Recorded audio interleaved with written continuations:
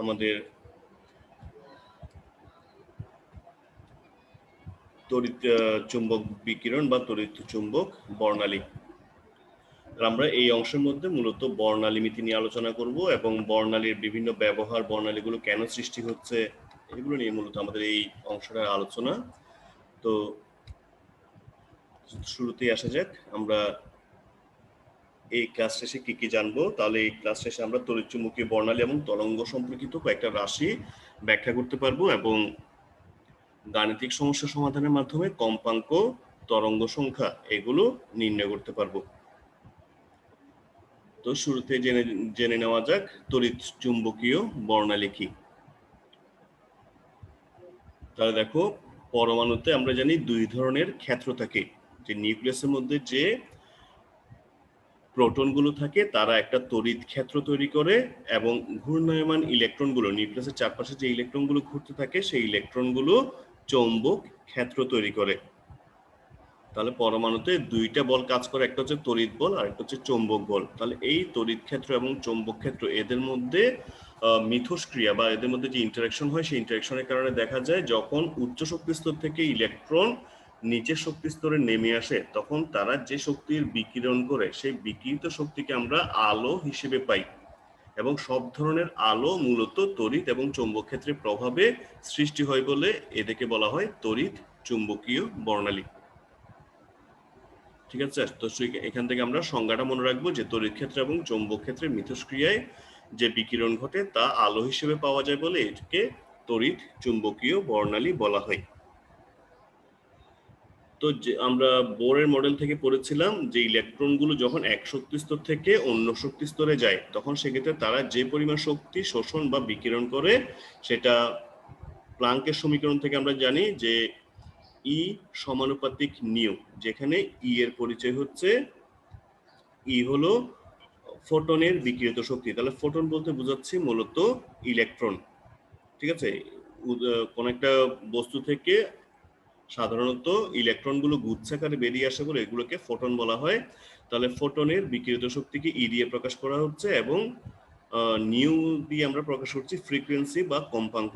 তাহলে এখানে যদি আমরা সমানুপাতিক চিহ্ন তুলে দিই এই সমীকরণ থেকে তাহলে আমাদেরকে সমান চিহ্ন বসাতে হবে এবং সমান চিহ্ন যদি বসাই তাহলে এখানে পাবো ই ইকুয়ালস টু এইচ নিউ, যেখানে এইচটা হচ্ছে প্লাঙ্কের ধ্রুবক।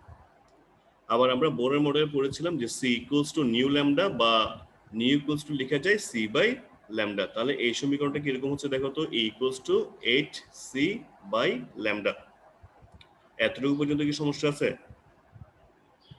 না স্যার। তাহলে আমরা শোষিত বা বিকিরিত শক্তির পরিমাণ ই ইকুয়ালস টু পাচ্ছি এইচ সি বাই ল্যামডা। তাহলে এখন দেখো তো এই সমীকরণের মধ্যে এইচ এবং সি এই দুইটা হচ্ছে ধ্রুব রাশি। এইচটা হচ্ছে প্লাঙ্কের ধ্রুবক আর সিটা হচ্ছে আলোর বেগ, এটাও একটা ধ্রুব রাশি।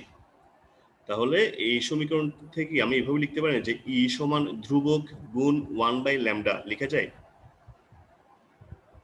স্যার এইচ এবং সি যেহেতু ধ্রুবক তো এটাকে যদি আমি একটু ইয়া করে লিখি equals to H C into 1/λ লেখা যায় না স্যার? একটা লাইন বাড়তি equals to H C into 1/λ। তো এইচ এবং সি এর মান যেহেতু ধ্রুবক সেজন্য আমরা বলতে পারি যে ই সমান ধ্রুবক গুণ 1/λ। বুঝছি স্যার। জি স্যার, তো এখান থেকে আমরা যদি এখন সমানের পরে যেহেতু ধ্রুবক আছে তাহলে এখান থেকে লিখতে পারি যে ই সমানুপাতিক 1/λ, অর্থাৎ ল্যামডা এবং ই এগুলো হচ্ছে পরস্পর ব্যস্তানুপাতিক। ল্যামডার মান যদি বেড়ে যায় তাহলে ই এর মান কমবে, ল্যামডার মান কমলে ই এর মান বাড়বে। ঠিক আছে, তাহলে তরঙ্গ দৈর্ঘ্য এবং শক্তি এগুলো হচ্ছে পরস্পর বিপরীত রাশি। তাহলে এখন আমরা এই যে সমীকরণটা পড়লাম E equals to H C by lambda, এখান থেকে আমরা গাণিতিক সমস্যার সমাধান করব। তবে যেহেতু এখানে তরঙ্গের আলোচনা চলে আসছে সেজন্য আমরা তরঙ্গ সম্পর্কিত কয়েকটা রাশির সংজ্ঞা জেনে নিই। যদি এগুলো আমরা এসএসসি তে পড়ছি তাও একটু সংজ্ঞাগুলো আবার একটু ঝালাই করে নিচ্ছি। তাহলে দেখো তরঙ্গ দৈর্ঘ্য। আর একটা কথা ছিল। হ্যাঁ স্যার বলেন। তার রুমের পাসকোডটা কত? জুমের পাসওয়ার্ড এটা জি তো স্যার। ইয়াতে দেওয়া, তোমার শুধু লিংকে ক্লিক করলেই হবে। আর পাসওয়ার্ড স্যার সম্ভবত না, অন্য একজন নতুন মোবাইল কিনছে তো স্যার, ওই জন্য। হ্যাঁ আচ্ছা, এটা সম্ভবত পলাশ ক্যাম, POLASH CHEM। পলাশ স্যার দেখছিলাম। না পলাশ স্যার না, পলাশ ক্যাম্প। আচ্ছা স্যার। আচ্ছা, তাহলে আমরা তরঙ্গ দৈর্ঘ্যের সংজ্ঞাটা স্যার দেখে নিই। হ্যাঁ স্যার বলেন। স্যার কালকে যে পড়া দিচ্ছেন স্যার কপারের স্যার ইলেকট্রনিক সেট নির্ণয় হ্যাঁ করার জন্য, হ্যাঁ স্যার, স্যার ওইটার আনসারটা কি হবে স্যার? অ্যান্সার কি হবে তোমরা করছো এটা? জি স্যার, করে গ্রুপে পিক দিচ্ছি তো স্যার। আচ্ছা পিক দিস, আমি দেখে নিব। আর আমি এই ক্লাসের শেষ 5 মিনিট রাখছি যে বাড়ির কাজটা চেক করার জন্য, তোমরা কে কে করছো বা সমস্যা আছে কিনা এটা দেখার জন্য। ঠিক আছে, তো আমি আগে এটা ওকে স্যার। একটু শেষ করে নিই, ক্লাস শেষ হওয়ার আগে আমি এটা আলোচনা করবো আবার। তাহলে আসা যাক তরঙ্গ দৈর্ঘ্যটা কি। তাহলে আমরা জানি কোন একটা তরঙ্গ যখন সামনের দিকে এগিয়ে যায় তখন সে তরঙ্গ শীর্ষ এবং তরঙ্গ খাঁজ উৎপন্ন করে সামনের দিকে এগিয়ে যায়। তাহলে কোন একটা তরঙ্গের পরপর দুইটা তরঙ্গ শীর্ষ বা তরঙ্গ পাদের মধ্যবর্তী দূরত্বকে বলা হয় তরঙ্গ দৈর্ঘ্য। তাহলে আমরা কি এখানে একটা তরঙ্গের ছবি দেখতে পাচ্ছি স্ক্রিনের মধ্যে? জি স্যার। যে একটা তরঙ্গ সামনের দিকে এগিয়ে যাচ্ছে। তাহলে এখানে আমরা তরঙ্গ শীর্ষ কোনগুলোকে বলবো স্যার? উপরের দিকে, অর্থাৎ তরঙ্গটা সর্বাধিক যে উচ্চতা পর্যন্ত উঠছে সেটা হচ্ছে কি তরঙ্গ শীর্ষ। তাহলে এই যে পরপর দুইটা তরঙ্গ শীর্ষ, এদের মধ্যবর্তী দূরত্বকে আমরা বলবো তরঙ্গ দৈর্ঘ্য। অথবা তরঙ্গ সর্বাধিক যে উচ্চতা পর্যন্ত নামছে, অর্থাৎ যতটুকু গভীর পর্যন্ত নামছে সেটা হচ্ছে কি তরঙ্গ খাঁজ। তাহলে পরপর দুইটা তরঙ্গ খাঁজের মধ্যবর্তী দূরত্বকেও বলা হয় তরঙ্গ দৈর্ঘ্য। তাহলে আমরা তরঙ্গ দৈর্ঘ্য হিসেব করতে পারি তরঙ্গ শীর্ষ বা তরঙ্গ খাঁজের মধ্যবর্তী দূরত্ব দিয়ে। সংজ্ঞাটা কি বুঝছি স্যার? পরপর দুইটা তরঙ্গ শীর্ষ বা তরঙ্গ খাঁজের মধ্যবর্তী দূরত্বটাই হচ্ছে তরঙ্গ দৈর্ঘ্য, এবং তরঙ্গ দৈর্ঘ্যকে একটা গ্রিক বর্ণ ল্যামডা দ্বারা প্রকাশ করা হয়। এখন সাধারণত যেহেতু তরঙ্গ দৈর্ঘ্য একটা দৈর্ঘ্য, তো দৈর্ঘ্যের একক হিসেবে আমরা এসআই একক যদি বসাতে যাই তাহলে মিটার বসাতে হয়। কিন্তু আমরা যেহেতু আলো নিয়ে আলোচনা করবো এখানে, তো এখানে আলোর তরঙ্গ দৈর্ঘ্যগুলো হচ্ছে খুবই কম, সেজন্য আমরা এক্ষেত্রে ক্ষুদ্র তরঙ্গ দৈর্ঘ্যের জন্য ন্যানোমিটার এককটাই ব্যবহার করব। তবে মাইক্রোমিটার বা সেন্টিমিটার এগুলো ব্যবহার করা যায়। আমরা এক্ষেত্রে ব্যবহার করব যে ন্যানোমিটার এককটা, আমাদের গাণিতিক সমস্যার জন্য আমরা ন্যানোমিটারটা ব্যবহার করব। তো এরপরে আসি ফ্রিকোয়েন্সি বা কম্পাঙ্ক। তো এই সংজ্ঞাটাও নিশ্চয় আগে পড়া আছে যে তরঙ্গ সঞ্চালনকারী কোনো একটি কণা প্রতি সেকেন্ডে যতগুলো পূর্ণস্পন্দন সম্পন্ন করে তাকে বলা হয় ফ্রিকোয়েন্সি বা কম্পাঙ্ক। ঠিক আছে, তাহলে 1 সেকেন্ডে, আচ্ছা একটা পূর্ণস্পন্দন কোনটা আমাদের চিত্রের মধ্যে কি বুঝে দিতে পারবেন? একটা পূর্ণস্পন্দন কতটুকু বোঝায়? স্যার এখানে বিন্দু দিয়ে দিলে ভালো হইতো। আচ্ছা বিন্দু দিয়ে, তাহলে কার্সরটা কি দেখতে পাচ্ছেন? জি স্যার। জি জি স্যার। স্যার। আচ্ছা, তাহলে এখান থেকে যদি আমি আমার একটা তরঙ্গ যাত্রা শুরু করি, তাহলে এটা উপরের দিকে একটা উচ্চতা পর্যন্ত উঠছে, আবার নিচের দিকে একটা সর্বনিম্ন উচ্চতা পর্যন্ত নামছে, এরপরে আবার এখানে আসছে, যেখানে ছিল সেখানে আবার ফিরে আসছে। তাহলে এটাকে বলবো আমরা একটা পূর্ণ তরঙ্গ। জি স্যার। জি স্যার। তাহলে প্রতি সেকেন্ডে এরকম যতগুলো পূর্ণ তরঙ্গ সৃষ্টি হবে সেটাকে আমরা বলবো ফ্রিকোয়েন্সি বা কম্পাঙ্ক, এবং ফ্রিকোয়েন্সিকে নিউ দিয়ে প্রকাশ করব। এবং ফ্রিকোয়েন্সির এককটা কি স্যার মনে আছে কারো? স্যার ওইটা হবে ভেরি গুড, কে বলছে? ভেরি গুড, কে বলছেন? Ruman? Sir Ishtiaq. Ishtiaq, very good. তাহলে ফ্রিকোয়েন্সির এককটা হচ্ছে হার্টজ বা second hertz. Inverse. Very good. তাহলে এরপর আসা যাক আমরা আরেকটা সংজ্ঞা পড়ি, সেটা হচ্ছে তরঙ্গ সংখ্যা বা স্পন্দন সংখ্যা। তাহলে তরঙ্গ সংখ্যার সংজ্ঞাটা দেখো যে প্রতি একক দৈর্ঘ্যে যতগুলো পূর্ণ স্পন্দন সম্পন্ন হয় তাকে বলা হয় স্পন্দন সংখ্যা বা তরঙ্গ সংখ্যা, এবং এটাকে আমরা নিউ বার দিয়ে প্রকাশ করবো। দেখো উপরে একটা চিহ্ন আছে, বার চিহ্ন। এখন আসা যাক এই যে ফ্রিকোয়েন্সি এবং তরঙ্গ সংখ্যা, এই দুটার মধ্যে দেখো অনেক সময় আমাদের প্যাচ লেগে যায়, কারণ দুটা সংখ্যায় অনেকটা একই রকম। কিন্তু এখানে মেইন পার্থক্যটা হচ্ছে কোথায়? দেখো ফ্রিকোয়েন্সিটা হচ্ছে কিসে? প্রতি সেকেন্ডের ভিত্তিতে, প্রতি সেকেন্ডে যতগুলো পূর্ণ কম্পন সম্পন্ন হচ্ছে সেটাকে আমরা বলছি ফ্রিকোয়েন্সি। আর প্রতি একক দৈর্ঘ্যে যতগুলো পূর্ণ স্পন্দন সম্পন্ন হচ্ছে সেটাকে বলা হচ্ছে স্পন্দন সংখ্যা বা তরঙ্গ সংখ্যা। তাহলে একটা হচ্ছে প্রতি সেকেন্ডে আর একটা হচ্ছে প্রতি একক দৈর্ঘ্যে। এইটাই হচ্ছে মূলত পার্থক্য। তাহলে সংজ্ঞা প্রায় অনেকটা একই রকম। তাহলে এই যে তিনটা সংজ্ঞা পড়লাম, এই তিনটা সংজ্ঞা এখন এখান থেকে আমাদের দেখো সর্বশেষ যে সংজ্ঞাটা আছে সেখান থেকে আমরা তরঙ্গ দৈর্ঘ্যের সাথে তরঙ্গ সংখ্যার একটা সম্পর্ক দেখে নিই। তরঙ্গ দৈর্ঘ্যের সাথে তরঙ্গ সংখ্যার সম্পর্কটা হচ্ছে তরঙ্গ সংখ্যা সমান হচ্ছে কি তরঙ্গ সংখ্যা নিউ বার ইকুয়ালস টু 1/λ। তো তার মানে আমরা এখান থেকে বলতে পারি কি তরঙ্গ সংখ্যা এবং তরঙ্গ দৈর্ঘ্য এগুলো হচ্ছে পরস্পর বিপরীত রাশি। এটা কিভাবে হয় স্যার? একটা চিত্র দিয়ে আমরা আশা করি বুঝতে পারবো। তাহলে দেখুন আমাদের এই যে ছবিতে অনেকগুলো তরঙ্গের ছবি দেওয়া আছে, তাহলে আমরা দেখতে পাচ্ছি যে প্রথম যে তরঙ্গটা আছে উপরের দিকে দেখো লাল কালার যে তরঙ্গটা আছে সে তরঙ্গের মধ্যে দেখতে পাচ্ছি তরঙ্গ দৈর্ঘ্যগুলো একটু বড় বড়, তাই না?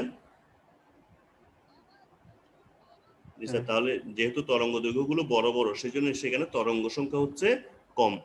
এরপর যত নিচের দিকে গেছে দেখো তরঙ্গ দৈর্ঘ্যগুলো আস্তে আস্তে ছোট হয়েছে এবং সবার নিচে যে তরঙ্গটা আছে বেগুনি কালার করে দিয়েছে সেটা, তো সেখানে তরঙ্গ দৈর্ঘ্যগুলো হচ্ছে একদম ছোট ছোট। তো তরঙ্গ দৈর্ঘ্য যেহেতু ছোট তাহলে এখানে তরঙ্গ সংখ্যা বেশি।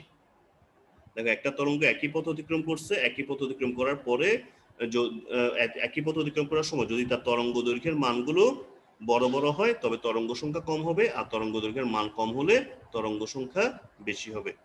ঠিক আছে, তাহলে আমরা বলতে পারি এগুলো একটা আর একটা বিপরীত রাশি। তরঙ্গ দৈর্ঘ্য এবং তরঙ্গ সংখ্যা হচ্ছে পরস্পর বিপরীত। তো স্যার এই চিত্রে কি সমস্যা আছে?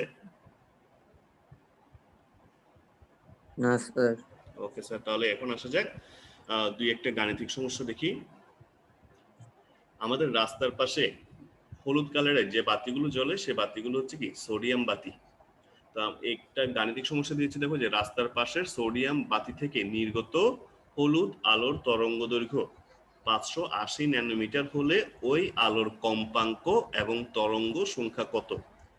তাহলে এখন আমাকে কি দেওয়া আছে দেখিনি, তরঙ্গ দৈর্ঘ্য দেওয়া আছে, এখন আমাকে কম্পাঙ্ক এবং তরঙ্গ সংখ্যা নির্ণয় করতে হবে। তো স্যার একটু দেখিনি, আমাদেরকে এখানে ল্যামডার মানটা দেওয়া আছে 580 ন্যানোমিটার। এখন এই ন্যানোমিটারটাকে আমরা মিটার এককে কনভার্ট করব। তো ন্যানোমিটার থেকে যদি মিটারে যেতে চাই তাহলে কি করতে হবে? ন্যানোমিটারের সাথে মিটারের সম্পর্কটা কি জানি?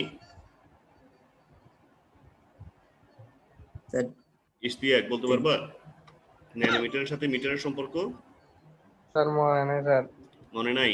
রোমান পারবা? না স্যার। না স্যার, 1 মিটার সমান হচ্ছে 10 to the power 9 nanometre. 1 metre equals to 10 to the power 9 nanometre. ঠিক আছে, তাহলে উল্টোটা যদি করতে যাই তাহলে 1 ন্যানোমিটার ইকুয়ালস টু কত হবে?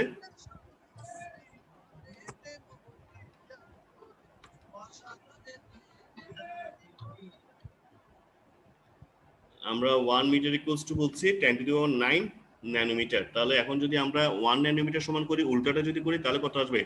1 nanometre equals to 10 to the power -9 metre.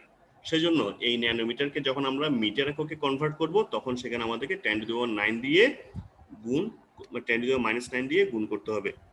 ঠিক আছে, তাহলে 580 ন্যানোমিটার ইকুয়ালস টু হচ্ছে 580 ইনটু 10 ইনভার্স 9 মিটার। এখন তোমাদের জন্য আমি প্রশ্নটা রাখছি যে কেন এক্ষেত্রে আমি মিটার এককে প্রকাশ করতেছি, দেখি উত্তরটা দিতে পারো কিনা। আমরা এর আগে বলছিলাম যে আমরা তরঙ্গ দৈর্ঘ্যকে সাধারণত ন্যানোমিটার এককেই প্রকাশ করব এই চ্যাপ্টারের অঙ্কগুলো করার সময়, কিন্তু এখানে কেন মিটার এককে প্রকাশ করছি সেটার উত্তরটা তোমাদের কাছ থেকে আমি আসে কিনা দেখি।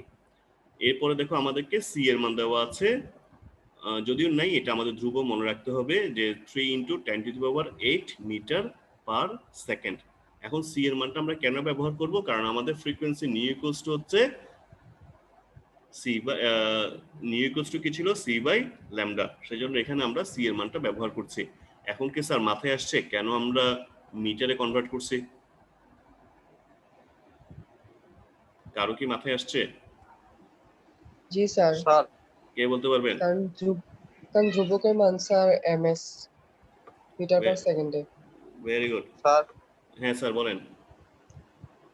স্যার এই ক্লাসটা কি ইউটিউবে ছাড়বেন? হ্যাঁ, এটা রেকর্ড হচ্ছে, ইউটিউবে পাবে। আচ্ছা আমি দেখো, এখন ঢুকলাম তো সরি কিছু বলছিলা? স্যার আমার নেটের সমস্যা করতেছিল তো। আচ্ছা, রেকর্ড পাবা। তাহলে আমরা এখানে মিটার পার সেকেন্ড, যেহেতু এখানে সি এর মানটা মিটার পার সেকেন্ড এককে পাচ্ছি, সেজন্যই মূলত ন্যানোমিটারটাকে মিটারে নিয়ে গেছি যাতে মিটার মিটার এগুলো বাদ যায়। ঠিক আছে স্যার, এই জন্যই ন্যানোমিটার থেকে মিটারে নেওয়া হয়েছে। এখন দেখো আমাদেরকে ফ্রিকোয়েন্সির মানটা নির্ণয় করতে হবে। এখন ফ্রিকোয়েন্সির মানটা নির্ণয় করার জন্য আমাদের সূত্র হচ্ছে C equals to nu lambda. এখন এখান থেকে যদি আমরা পক্ষান্তর করি তাহলে নিউ ইকুয়ালস টু পাবো সি বাই ল্যামডা। এখন সি এর মান এবং ল্যামডার মান যদি আমরা বসিয়ে দিই, তাহলে সি এর মান ল্যামডার মান বসাই, সি এর মান ল্যামডার মান বসিয়ে যদি আমরা কাজ করি এক্ষেত্রে, তাহলে মান পাবো 5.17 ইন্টু 10⁻14 সেকেন্ড ইনভার্স। তাহলে দেখো মিটার মিটার বাদ যাওয়ার কারণে মূলত আমরা এককটা পাচ্ছি সেকেন্ড ইনভার্স। তাহলে এটাকে আমরা সেকেন্ড ইনভার্স হিসেবে লিখতে পারি অথবা হার্টজ লিখতে পারি, এইচ জেড এটা দিয়েও লিখতে পারি। তাহলে এই অংশে কি কারো কোনো সমস্যা আছে? না স্যার। সমস্যা নেই। ওকে, তাহলে আমাদের একটা অংশ শেষ হলো, আর একটা অংশ আছে, সেটা হচ্ছে তরঙ্গ সংখ্যা।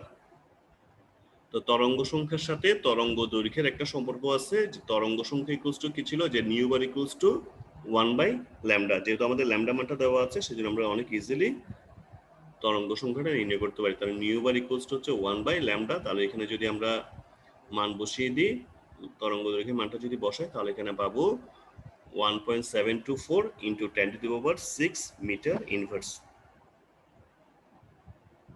কারো তো আপত্তি নেই স্যার এই অঙ্কে? কারো জি কোনো না স্যার। হ্যাঁ, কোন অংশটা বুঝো নাই?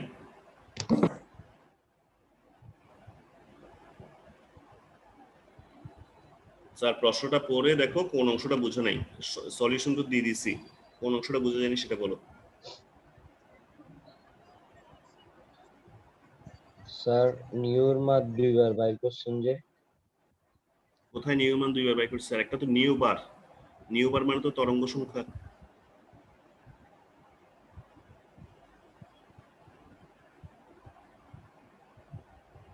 দুইবার কোথায় স্যার, একটু দেখেন ভালো করে।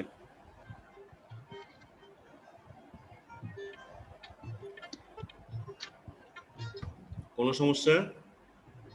না স্যার। ওকে, তাহলে আমি এরপরের ম্যাথটাতে যাচ্ছি।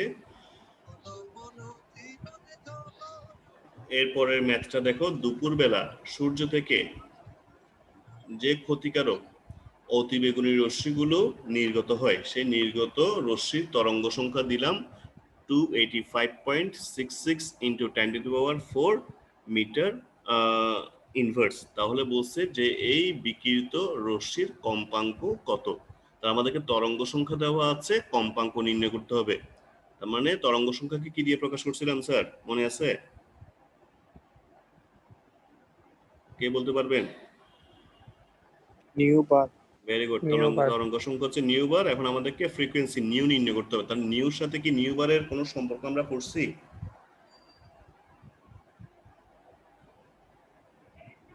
সরাসরি কোনো সম্পর্ক কি পড়া হয়েছে কিনা? না স্যার, আমরা পড়ি নাই। তাহলে এখন আমাদেরকে তরঙ্গ সংখ্যা থেকে প্রথমে আমাদেরকে ল্যামডার মানটা নির্ণয় করতে হবে। অর্থাৎ তরঙ্গ সংখ্যা থেকে আমরা তরঙ্গ দৈর্ঘ্যের মানটা নির্ণয় করব। এরপরে তরঙ্গ দৈর্ঘ্যের সাথে কম্পাঙ্কের যে সম্পর্কটা আছে সেখান থেকে কম্পাঙ্কের মানটা নির্ণয় করব। তো চলেন একটু দেখে নিই আমরা কিভাবে করা যায় এটা। তাহলে এখানে আমাদেরকে নিউ বারের মানটা দেওয়া আছে। এখন এখান থেকে আমাদের নিউর মানটা নির্ণয় করতে হবে। এখন নিউ মানটা যেহেতু সরাসরি পাবো না, সেজন্য আমরা এই সমীকরণে আশ্রয় নিব। Nu bar equals to 1/λ। তাহলে এখানে পক্ষান্তর যদি করি, তাহলে ল্যামডা ইকুয়ালস টু পাবো 1/নিউ বার। তো এখানে নিউ বারের মানটা বসাই। নিউ বারের মানটা বসানোর পরে আমরা পাবো lambda equals to 3.5 into 10⁻⁻7 metre. তাহলে আমরা ল্যামডার মানটা পেয়েছি। এখন সি ইকুয়ালস টু হচ্ছে নিউ ল্যামডা। তাহলে আমাদের নিউ এর মানটা নির্ণয় করতে হবে। নিউ ইকুয়ালস টু হচ্ছে সি বাই ল্যামডা। এখন এখান থেকে সি এবং ল্যামডা এদের মানগুলো যদি বসিয়ে দিই, তাহলে আমরা পাবো 8.57 ইন্টু 10⁻14 সেকেন্ড ইনভার্স। এতটুকু অংশে কি সমস্যা আছে?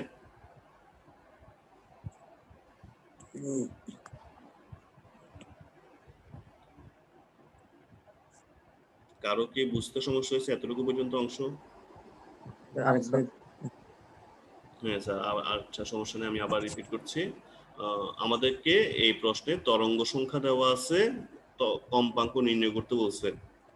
তো তরঙ্গ সংখ্যার সাথে কম্পাঙ্কের যেহেতু আমরা সরাসরি কোনো সম্পর্ক পড়ি নাই, সেজন্য প্রথমে তরঙ্গ সংখ্যা থেকে তরঙ্গ দৈর্ঘ্যটা নির্ণয় করব।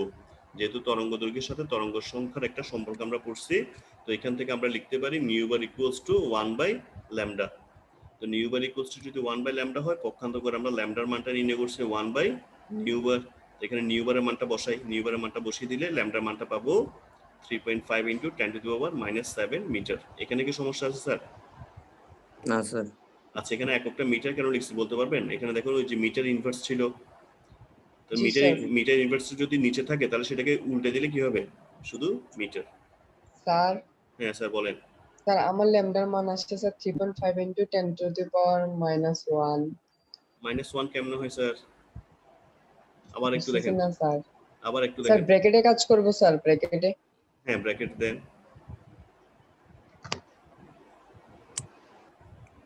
আমি তো এগুলো করে দিছি স্যার, হিসেব করে দিছি।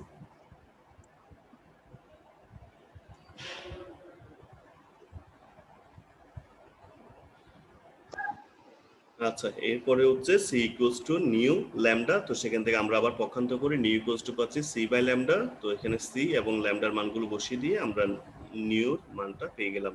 New equals two 8.57 into 10⁻14 second inverse. তো এখন আমার বইতে দেখলাম যে রেজাল্টটা আছে মেগা হার্টজে। তো এখন আমরা এতটুকু পর্যন্ত যদি করি তাও হবে, আর বইয়ের সাথে যদি অ্যান্সার মিলাতে চাই তাহলে আমরা এটাকে এভাবে লিখতে পারি 8.57 ইন্টু 10⁻8 মেগা হার্টজ। এখন মেগা মানে কি স্যার?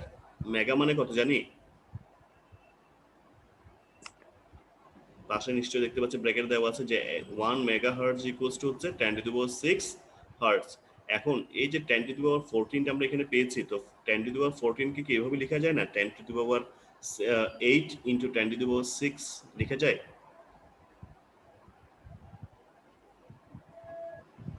স্যার কারো কি বুঝতে সমস্যা? 10⁻14 কে আমি ভেঙে 10⁻8 ইন্টু 10⁻6 লিখলে সমস্যা হবে কিনা?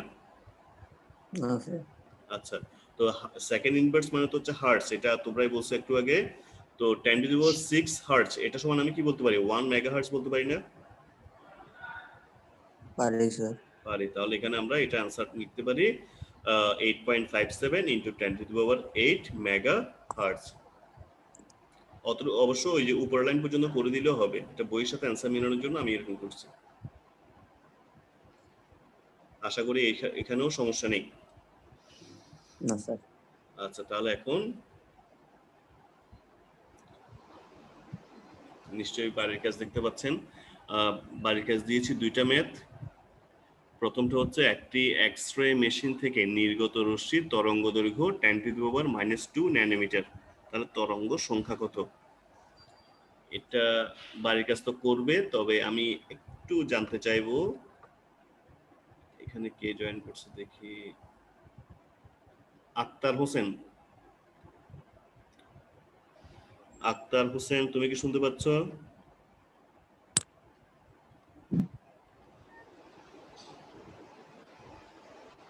আক্তার হোসেনের নেটে ডিস্টার্ব নাকি? আচ্ছা, ইমরান।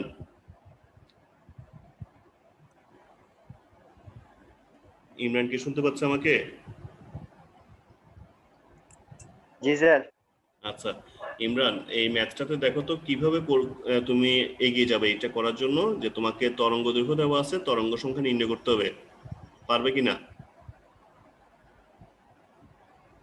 স্যার এখন মনে পড়তেছে না। কেন স্যার? ফারহাব আবির, জি স্যার। এটা কি করতে পারবে? পারবো স্যার, পারবো স্যার। সূত্রটা কি একটু বলে দিবে? যে পারবে না বললো যে স্যার সূত্র। এখানে হচ্ছে C equal to mu lambda, তারপর মিউ এর আচ্ছা, সি মানটা লাগবে বের না তো, করবো সি স্যার। লাগবে না তো স্যার এখানে। স্যার তরঙ্গ সংখ্যা না? হ্যাঁ, তরঙ্গ সংখ্যা, তরঙ্গ তাহলে দৈর্ঘ্য স্যার দেওয়া এখানে আছে, তরঙ্গ সংখ্যা বের করতে হবে। এখানে ল্যামডার মান দেওয়া স্যার আছে 1 sir, divided by lambda sir. Very good. তাহলে ওইটাই। Nu bar equals to 1 by lambda, শুধু 1 দিয়ে এটাকে ভাগ করে দিতে হবে। বুঝছি জি স্যার? স্যার। ওকে। জি স্যার। দুই নম্বরটা দেখিনি। একটি অবলোহিত বিকিরণের ফোটনের তরঙ্গ দৈর্ঘ্য দেওয়া আছে, বলছে এর শক্তি জুল এককে কত। তার মানে আমাকে এখানেও তরঙ্গ দৈর্ঘ্যের মান দেওয়া আছে, শক্তি নির্ণয় করতে বলছে। তাহলে তরঙ্গ দৈর্ঘ্যের সাথে শক্তির সম্পর্ক, এটা রোমানের কি মনে আছে? তরঙ্গ দৈর্ঘ্য এবং শক্তির সম্পর্ক।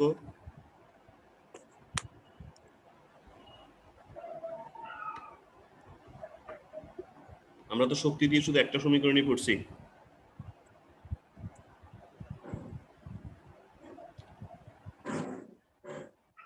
রোমান সাহেব মনে পড়ে?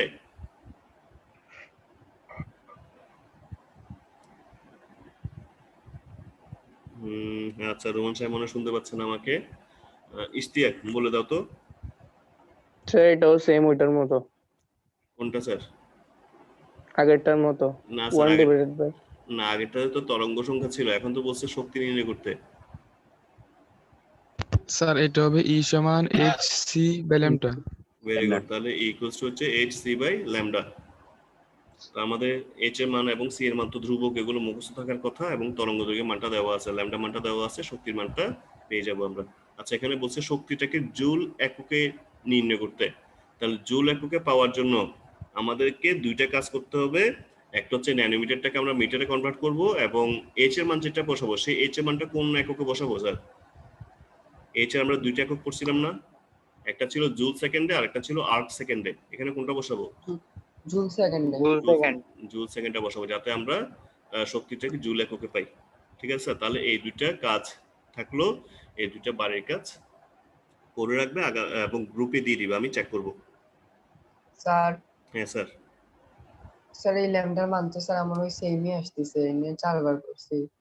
এই নিয়ে 4 বার করছেন? 3.5 into 10 to the power 01। আচ্ছা স্যার, আমি আবার একটু দেখে নিই স্যার আমার তো ঠিক আসতেছে। কত আসছে। -7। জি স্যার। -7 আসছে। আচ্ছা, তাহলে জি আমাকে স্যার। বলো না কিভাবে।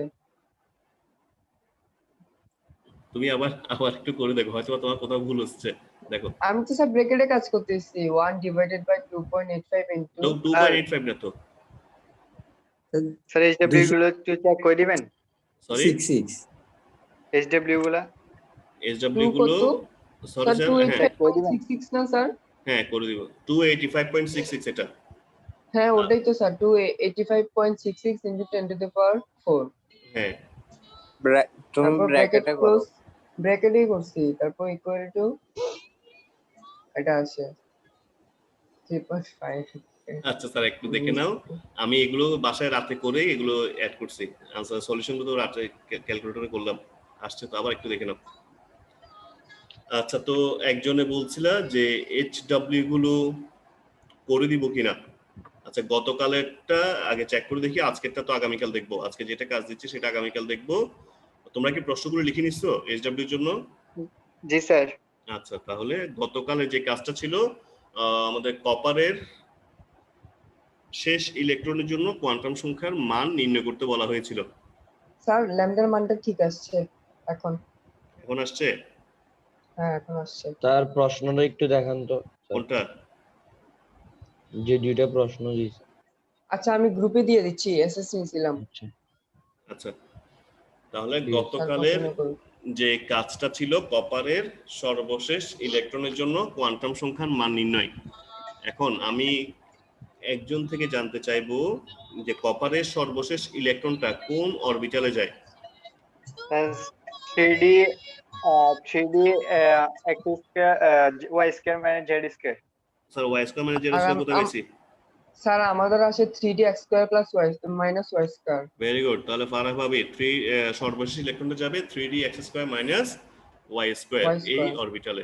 এটা নিয়ে কনফিউজ হয়ে গেছিলাম স্যার, এটা আমি বুঝতেছিলামই। কেন? ক্রোমিয়ামেরটার মতো কপারটা তো একই, ক্রোমিয়াম এবং কপারেরটা অনেকটা একই। আচ্ছা স্যার, এই যে ফারাহ ভাবি তুমি যে জি কাজটা স্যার। করছো সেখানে NLMS এর মান কত পাইছো একটু বলো তো দেখি, ঠিক আছে কিনা। স্যার m এর মান l এর মান স্যার 2, m এর মান 1, সরি স্যার, n এর মান কত? n এর মান 3 স্যার, ভেরি গুড, হ্যাঁ এরপর l এর মান 2, m এর মান 1 আর s এর মান হচ্ছে -1/2। মাইনাস হাফ কেন বলেছি স্যার?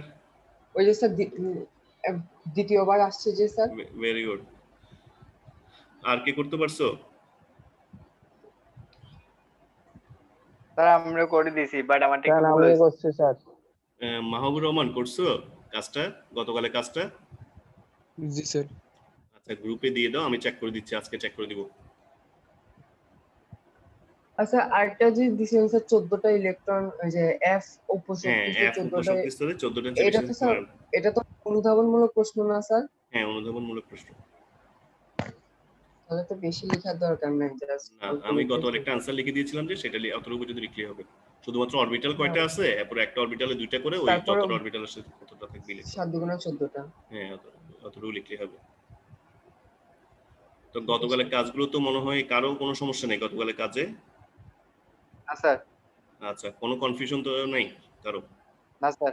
আচ্ছা, তাহলে আজকের কাজগুলো করে রাখবে এবং মঙ্গলবার দিন যে পরীক্ষা নিব বলছে পরীক্ষার কথাটা একটু মনে রাখবা। স্যার এক্সামটা স্যার, কি আগামী সপ্তাহের মঙ্গলবার নাকি এই সপ্তাহের? এই সপ্তাহের মঙ্গলবার, কারণ আগামী সপ্তাহ হলে আবার স্যার দেরি হয়ে যাবে। হ্যাঁ স্যার বলেন। আর কি বলতে স্যার, এখন পর্যন্ত যা পড়াইছেন স্যার এগুলো অনুধাবন প্রশ্ন করবেন না স্যার, ম্যাথ করাবেন? মানে পরীক্ষাটাতে জি স্যার, একটা সৃজনশীল দিব। একটা সৃজনশীল টোটাল? হ্যাঁ, একটা সৃজনশীল আর হয়তো 5টা এমসিকিউ 15 নম্বর। 40 মিনিটে হবে? হ্যাঁ, হয়ে যাবে। আচ্ছা স্যার। একটা সৃজনশীল একটু থাকবে। স্যার এতদিন যেগুলো পড়াইছেন ওগুলোর উপর না? হ্যাঁ, এতদিন যেগুলো হয়েছে এগুলোর উপর। স্যার আজকে যে এই ল্যামডা গুলো পড়াইছেন না স্যার তরঙ্গের, হ্যাঁ, এখান থেকে একটা সহজ থেকে দিয়ে দেন স্যার। না না, এগুলো থেকে দিব না, এগুলো নিব যে পরে, অর্থাৎ বর্ণালীমিতির একটা পরীক্ষা নিব আমি, অংশ হিসেবে নিব আর কি। প্রথম অংশটা থেকে একটা, এই বর্ণালীমিতি অংশটা থেকে একটা, এরপরে দ্রাব্যতা থাকবে সেখান থেকে একটা নিব, এইভাবে নিব যাতে সবগুলো টপিকস পড়া হয়ে যায়। কারণ এই চ্যাপ্টারটা বড়, তো আমি যদি পরীক্ষা না নিয়ে ফেলে রাখি তোমাদের জন্য পড়া অনেক জমে যাবে। আস্তে আস্তে পড়ে ফেললেই দেখবে চ্যাপ্টারটা শেষ হয়ে যাবে। এবং এখান থেকে তোমরা এইচএসসি ফাইনালে দুইটা প্রশ্ন পাবা। দ্বিতীয় চ্যাপ্টার থেকে? হ্যাঁ, দ্বিতীয় চ্যাপ্টার থেকে 2টা প্রশ্ন পাবে এইচএসসি ফাইনালে। এবং আমাদের কলেজের পরীক্ষা তো অবশ্যই বেশি থাকবে, কারণ এখন তো সিলেবাস কম। তোমরা কি সিলেবাস পাইছো? পাইছিলাম স্যার, পিডিএফ। জি স্যার। আচ্ছা, কোন কোন চ্যাপ্টার আছে মনে আছে? না স্যার, একটু দেখতে হবে। আমি দেখিনি নাই স্যার। দেখি নাই। সিলেবাস দেখি লাভ নাই তো। সিলেবাস দেখি তো স্যার ছোট থাকতে পড়ালেখা করতাম, এখন তো সিলেবাস দেখি করলে হবে না। আচ্ছা দেখো, তোমরা এই যে আমি যে অঙ্কগুলো দিচ্ছি বা ক্লাস যেগুলো নিচ্ছি, ক্লাসের তথ্যগুলো নিশ্চয়ই তো বই থেকে লিখতেছি হয়তোবা। যে আমাদের অক্ষরপত্র বইটাকে আমি প্রেফারেন্স বেশি করি, তো অক্ষরপত্র ছাড়াও আমার কাছে আরো 2-3টে বই যেগুলো আছে সেগুলো মিলেই আমি এই ক্লাসগুলো রেডি করি। তো তোমরা শুধু ক্লাসগুলো ফলো করলে হবে, আর যদি আরো একটু বেশি পড়তে চাও তাহলে বই থেকে পড়তে পারো। জি স্যার। ঠিক আছে, তো বই তো অবশ্যই পড়বা, কারণ বইয়ের তো কোনো বিকল্প নাই। আমার এগুলো তো হচ্ছে শর্টকাট। আচ্ছা স্যার, কি কি বিষয় নেবেন একটু বলে দিলে? সামনাসামনি ক্লাস হলে আরো ভালো বুঝতাম স্যার। অবশ্যই। ফুটে ফুটে কি কি বিষয় নিতাম, প্রশ্ন করার সুযোগ পাইতাম। কি কি বিষয় নিব বলতে, যেমন হতে পারে কোয়ান্টাম সংখ্যা তো ইম্পর্টেন্ট, কোয়ান্টাম সংখ্যা থেকে একটা নিব, ওই যে কোয়ান্টাম সংখ্যা এবং ইলেকট্রোমিনাস নিয়ে, আর হয়তোবা মডেল থেকে ত্রুটিগুলো থাকতে পারে। দুইটা মডেলের মুখস্থ করতে হবে। হ্যাঁ, দুইটা মডেলের যে ত্রুটিগুলো আছে সেগুলো থাকতে পারে। ওকে স্যার, তাহলে আজকের মতো এখানেই শেষ করছি। আসসালামু আলাইকুম। হ্যাঁ, ওয়ালাইকুম, হ্যাঁ, খোদা হাফেজ স্যার।